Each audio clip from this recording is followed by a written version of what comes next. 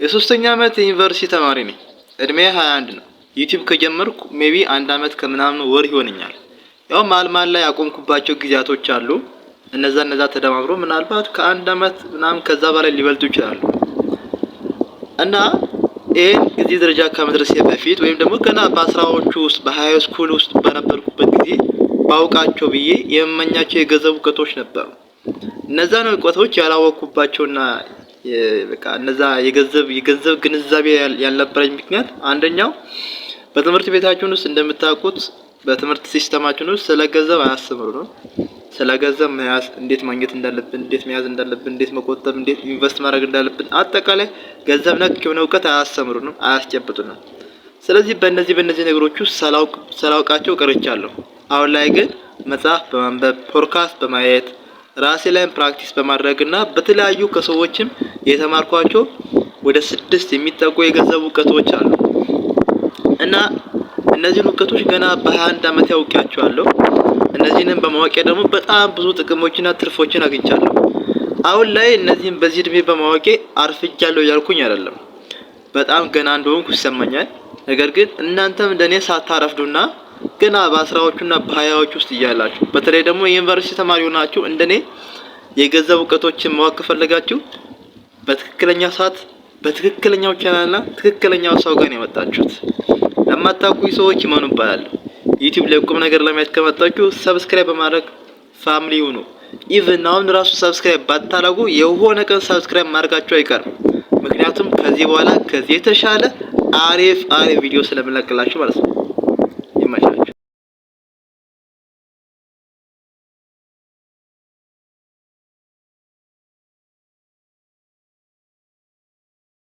እንግዲህ እንደነገርኳችሁ በገንዘብ ዙሪያ ሁላችንም ማወቅ ያለብን በተለይ ደግሞ እንደኔ ወጣት ሆናችሁ ስራ ሊኖራችሁም ላይኖራችሁም ይችላል። ተማሪው ብትሆኑም ላትሆኑም ትችላላችሁ።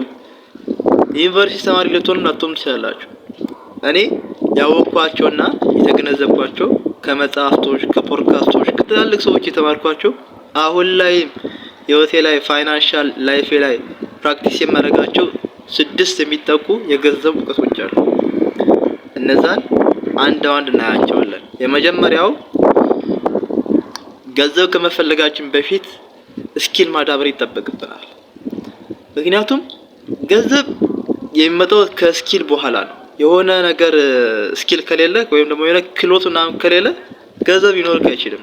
ምክንያቱም ይቺ ዓለም ሰጥቶ የመቀበል ስትራቴጂ ነው የምትከተለው። የሆነ የምትሰጠው ነገር ከሌለ የምታገኘው ነገር የለም ማለት ነው። ለማግኘት መጀመሪያ መስጠት አለብህ። ወይም ደግሞ ሰው ካንተ ለመቀበል ከፈለገ መጀመሪያ ሰው ላንተ መስጠት አለበት አይደለ? ስለዚህ ነፃ መሳ የለም፣ ነፃ ነገርም የለም። ገንዘብ በነፃም አይመጣም።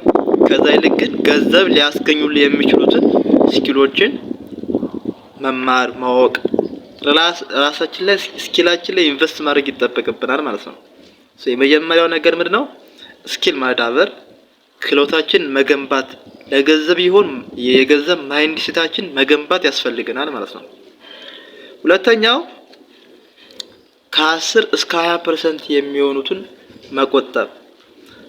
በዚህ በመቆጠብ ዙሪያ እኔ እውነት ለመናገር በጣም ጨራሽ ነበርኩ። ሃይስኩል ላይ በቃ የሆነ አላስፈላጊ ነገሮችን ነው የምገዛው እና አሁን ላይ ቁጠባ ምን ያክል ጥቅም እንዳለው ተረድቻለሁ። በእርግጥ መቆጠብ ብቻውን ጥቅም አለው ያልኩኝ አይደለም። መቆጠብ ፕላስ ደግሞ ኢንቨስትመንት ከሌለው ምንም ጥቅም የለውም። ከኢንቨስትመንት ጋር ቁጠባ ቬሪ ቢዩቲፉል ቬሪ ኢምፖርታንት ነገር ነው ማለት ነው። የመጀመሪያው ነገር መቆጠብ አለብን። ያልቆጠብነውን ኢንቨስት ልናደርግ አንችልም። ያልቆጠብነውን ለምን እናደርግ አንችልም? ቢያንስ ከገቢያችን ላይ ሰራተኛ ከሆነ ወይም ደግሞ እንደኔ ዩኒቨርሲቲ ተማሪ ከሆናችሁ ሳይድ አስል ካላችሁ ወይም ደግሞ ከፋሚሊ ብር ምናምን ቢላክላችሁ ከሆነ መቆጠብ አለብን። ዝም ብሎ ያንንም መግዛት አያስፈልግም ማለት ነው። የመጀመሪያው ሁለተኛው እሱ ነው። ሶስተኛው በኒድና በዋንት መካከል ያሉትን ልዩነቶች ማወቅ ያስፈልጋል። ኒድና ዋንት፣ ኒድ የሚባለው እኛ በጣም የሚያስፈልገን እዚህ ዓለም ላይ ወይ ደግሞ እዚህ ህይወት ላይ ኤግዚስቴንሻሊ ኤግዚስት ለማድረግ የሚያስፈልገን ሰርቫይቭ ለማድረግ የሚያስፈልገን ነገር ነው። ለምሳሌ ምግብ፣ መጠለያ፣ ልብስ፣ ውሃ፣ ሌሎች ነገሮች አሉ አይደል? እነዛን ነገሮች ለማግኘት ገንዘብ ያስፈልጋል። ስለዚህ ገንዘባችን ማውጣት ያለብን ኒዳችን ላይ ነው ማለት ነው። እንዲህ ስላችሁ ደግሞ ዋንት ላይ ደግሞ ያን ያክል ተዝረክረኩ እያልኩ አይደለም። ለምሳሌ ለምግብ ብር እናወጣለን፣ ነገር ግን በጣም ቅንጡ የሆነ ምግብ ለመመገብ ብር የምናወጣ ሰዎች አለን። ይሄ የገንዘብ ክስረት ነው። ለልብስ ብር እናወጣለን ኦኬ፣ ነገር ግን በጣም ውድ የሆኑ ልብሶችን ምን ልብስ ለመልበስ የምናወጣ ከሆነ በጣም ክራይሲስ የገንዘብ ክራይሲስ ነው ያለ ነው ማለት ነው። እና ኒድ የሚባለው እንደነገርኳችሁ ለመኖር በጣም አስፈላጊ የሚባሉ ነገሮች ናቸው። ዋንት የሚባሉት ነገሮች ደግሞ ቢኖረንም ባይኖርም ያን ያክል ማንጎዳበት ነገር አለ አይደለ? ያን ያክል ማንጎዳበት። ለምሳሌ መኪና ቢኖር ባይኖር በህይወት ላይ የሆነ ውሳኔ መወሰን ትችላለህ። ለምሳሌ መኪና የለህም እና ትሞታለህ? አትሞትም። ነገር ግን ካልበላ ትሞታለህ አይደለ? ካልጠጣ ትሞታለህ። ጀት አውሮፕላን ምናምን የለህም እና ትሞታለህ? አትሞትም።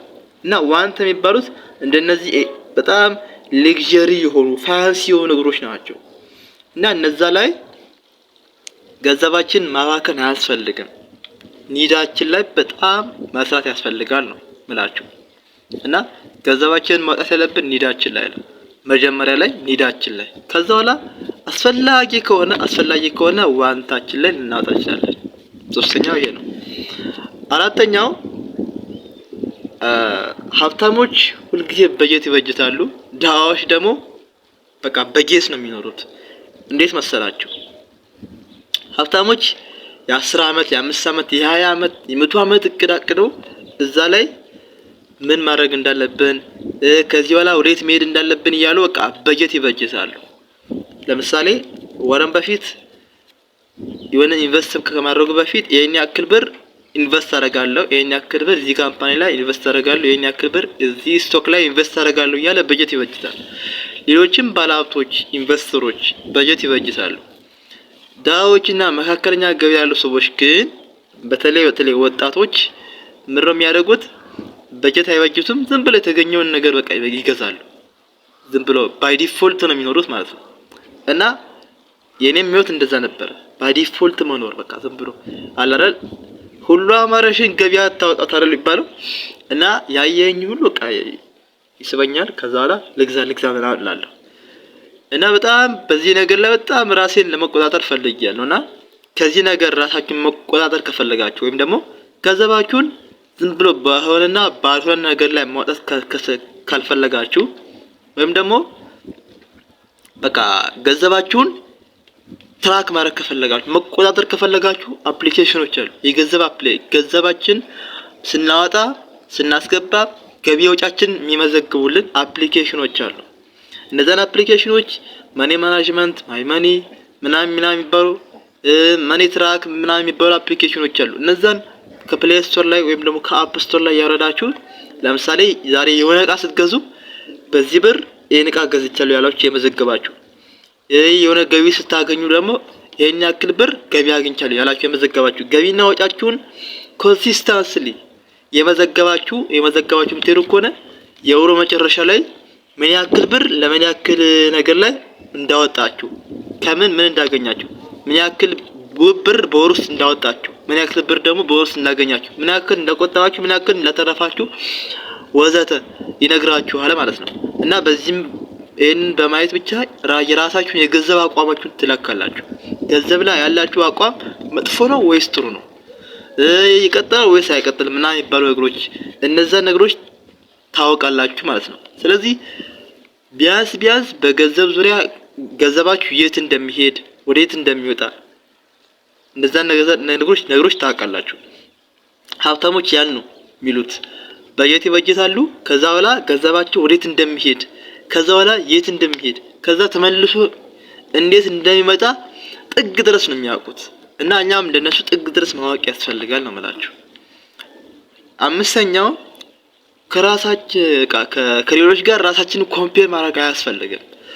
በእርግጥ አንዳንድ ሰዎች ቲክቶክ ላይ፣ ኢንስታግራም ላይ፣ ዩቲዩብ ላይ፣ ፌስቡክ ላይ ወዘተ እና እነዛን ነገሮች ላይ አንዳንድ ወጣቶች በቃ በ14 አመታቸው፣ በ18 አመታቸው፣ በ21 አመታቸው በጣም ቅንጡ የሆነ ኑሮ ሲኖሩ እናያለን አይደለ? የሚታይ ነገር ነው። የሚገራረሙ መኪናዎችን ሲነዱ፣ በግል አውሮፕላን ውስጥ ሲበሩ፣ የግል መርከብ ሲዋኙ፣ ምን ሲሉ ወርቅ ብር ምናምን ሲበቱን ምናምን እንደዚህ ነገሮች እናያለን። እና እኛ ደግሞ ከራሳችን ጋር ኮምፔር እናደርጋለን። ለምንድነው እንደሱ ያለውኩት? ለምንድነው እንደሱ? በቃ ራሳችንን እንጠላለን፣ እናማርራለን። በቃ የመኖር ትርጉማችን ሁሉ ትርጉም ያጣል። እና እኔ ራሱ እንደዚህ አይነት ነገሮች ላይ እየተፈተንኩ ነው ማለት እየተፈተንኩ ነበር። አሁን ላይ በራስ መተማመኔ በጣም ከፍ ብሏል። እና ራሳችንን እንደዚህ ከሌሎች ጋር በተለይ ሶሻል ሚዲያ ከመጣብን ጣጣዎች ውስጥ አንዱ ራሳችንን ገንዘብ ካላቸው ሰዎች ጋር ኮምፔር የምናደርገው ነገር ነው። እነሱ ቪዲዮ ቅርጾ የሚለቁት የራሳቸው ምቹ የሆነ ላይፍ ነው። በቃ አለ አይደል የሚታይ ነገሮች ነው ኮምፔር በቃ የሚለቁት የቀረጹ የሚለቁት። ነገር ግን ከዛ በስተጀርባ ያለው ስቃያቸውን፣ ለቅሷቸውን፣ ምሬታቸውን በጭራሽ አይለቁላችሁ፣ አይፖስቱላችሁ። እና እናንተ ማድረግ ያለባችሁ ራሳችሁን ሚዲያው ላይ ከምታዩት ነገር ላይ ኮምፔር ማድረግ አያስፈልግም። ሶሻል ሚዲያ 90% ውሸት ሲሆን ቢያንስ 10% ሜቢ ያጠራጥራል እሱ እውነት ሊሆን ይችላል ማለት ነው። እና ራሳችሁን ኮምፔር ማድረግ ያለባችሁ ከትላንትና ማንነታችሁ ጋር ነው፣ ከትላንትና ህይወታችሁ ጋር ነው። ምናልባት ይሄ በ14 በ18 በ20 በ21 አመቱ ባለሀብት የሆነ ልጅ ምናልባት በህይወት ውስጥ አንፌር የሆነ ነገሮች ገጥሞት ሊሆን ይችላል። ወይ ቤተሰቦቹ ባለሀብት ሊሆኑ ይችላሉ፣ ወይ የሆነ ኦፖርቹኒቲና አጋጥሞት ሊሆን ይችላል። እኛ ደግሞ እንደ ድህነታችን ደግሞ ድሃ ሀገር ላይ እንደመኖራችን እንደ ኢትዮጵያዊነታችን እንደ አፍሪካዊነታችን ደግሞ ያለንበት እድሜ ሀብታም ለመሆን የሚያበቃን እድሜ ሳይሆን የምንማርበት የምንተገበበት እየወደቅን እየተነሳን እየሞከርን እየወደቅን እየሞከርን እየተነሳን በቃ እያንዳንዷን ነገር ላይፋችን ላይ ኤክስፐሪመንት እያደረግን እየተማራት የምንሄዳት ነገር ነው። ወደፊት 50ዎቹ 60ዎቹ ላይ ስንገባ በጣም የቱን ነገር ማወቅ እንዳለብን የምንወስንበት እና የምናውቁበት ነገር ነው። ስለዚህ አሁን ላይ ያለንበት እድሜ ራሳችንን ኮምፔር አድርገን ለማማረር ሳይሆን ራሳችን ላይ ለመስራትና ራሳችን ላይ ለመተግበር የሚያበቃ ጊዜና እድሜ ነው። ስለዚህ ኮምፔር ማድረግ ያለብን ራሳችንን ከራሳችን ጋር ከትላንትና ማንነታችን ጋር ከትላንት ዛሬ ምን አሻሽያለሁ፣ ምን ቀይሬያለሁ፣ ምን አድርጌያለሁ፣ በገንዘብ ዙሪያ ምን አውቄያለሁ እያለን ማወቅ ያስፈልጋል ማለት ነው እንጂ ሚዲያው ላይ ከምታዩ ነገሮች ላይ ኮምፔር ማድረግ አያስፈልግም ጋይስ። ስድስተኛና የመጨረሻው ነገር ያላችሁ የምፈልገው አሁን ጀምሮ በቃ ምንም አይነት ነገር ልታውቁ ትችላላችሁ። የቢዝነስ መጽሐፎችን ልታነቡ ትችላላችሁ። ከገንዘብ ጋር ተያያዥነት ያላችሁን እውቀቶች ልታውቁ ትችላላችሁ። ሴሚናሮችን ልትከታተሉ ትችላላችሁ። ሞቲቬሽን ልትሰሙ ትችላላችሁ። ነገር ግን እነዚህን ሁሉ አንድ በአንድ በህይወታችሁ ውስጥ እኔ የነገርኳችሁንም ጭምር ካልተገበራችሁ እውነቴን ነው የምላችሁ ምንም አይነት ለውጥ አታዩም። በቃ ምንም አይነት ለውጥ አታዩም። እና በዚህ ቪዲዮ የነገርኳችሁን ሁሉ ነገሮች ሁሉ እያንዳንዱ ተግብሩት፣ ይጠቅማችኋል። ካልተገበራችሁት ብቻ ሰምታችሁ ሜቢ ከዚህ ቪዲዮ በኋላ ሰምቶ የማይተገብሩ በጣም ማአት ሰዎች አሉ። በጣም ማአት ብዙ ሰዎች አሉ ሰምቶ የማይተገብሩ እና እንደነዛ ሰዎች እንዳትሆኑ ሰምታችሁ ለመተግበር ያብቃችሁ። እኔም ተግብሬ የተጠቀምኩበት ነገር ነው። እና በመጨረሻም ከዚህ ከስድስቶቹ የቱ እንደተመቻችሁ የቱ እንደ ደስ እንዳላችሁ ኮሜንት ሴክሽን ላይ ጻፉልኝ፣ አነባዋለሁ። በተረፈ ባይ ባይ።